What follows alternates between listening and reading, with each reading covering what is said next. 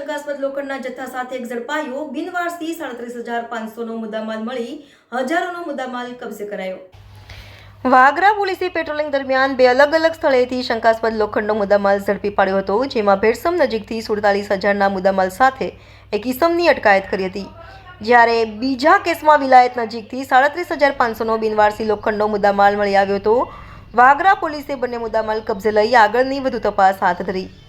શંકાસ્પદ લોખંડના મુદ્દામાલ સાથે ભેરસમ નજીકથી એક ઇસમને પોલીસે ઝડપી પાડ્યો. વાગરા પોલીસ મથકેથી મળતી વિગતો મુજબ ઉચ્ચ પોલીસ અધિકારીઓના માર્ગદર્શન હેઠળ તેમજ વાગરા પોલીસ મથકના પોલીસ ઇન્સ્પેક્ટર એસડી ફુલતરિયાનાઓની સૂચના અન્વયે વાગરા પોલીસ સ્ટાફના માણસો ખાનગી વાહનમાં વિસ્તારમાં પેટ્રોલિંગ કરી રહ્યા હતા. જે દરમિયાન ભેરસમ જીઆઈડીસી માર્ગ પર આવેલ આલ્કલાઇન કંપની નજીક મોટરસાઇકલ લોરી રેકડીમાં શંકાસ્પદ લોખંડનો મુદ્દામાલ જણાઈ આવ્યો હતો. જેથી પોલીસે મોટરસાઇકલ ચાલક પાસે જરૂરી આધાર પુરાવા માંગતા તે રજૂ કરી શક્યો ન હતો. વિલાયત જીઆઈડીસી વિસ્તારમાંથી 37,500ની કિંમતનો બિનવારસી લોખંડનો મુદ્દામાલ મળી આવ્યો.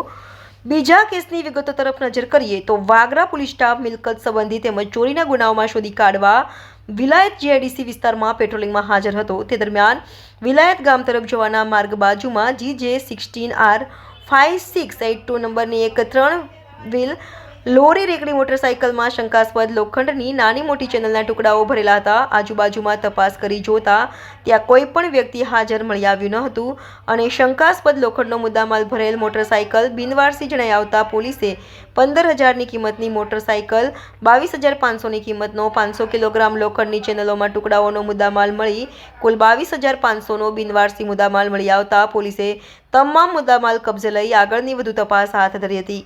આમ બે અલગ અલગ કેસમાં પોલીસે કુલ 84,500નો મુદ્દામાલ કબજે કર્યો હતો. રિપોર્ટર અવી સૈયદ, તહેલકા ન્યૂઝ, વાગરા.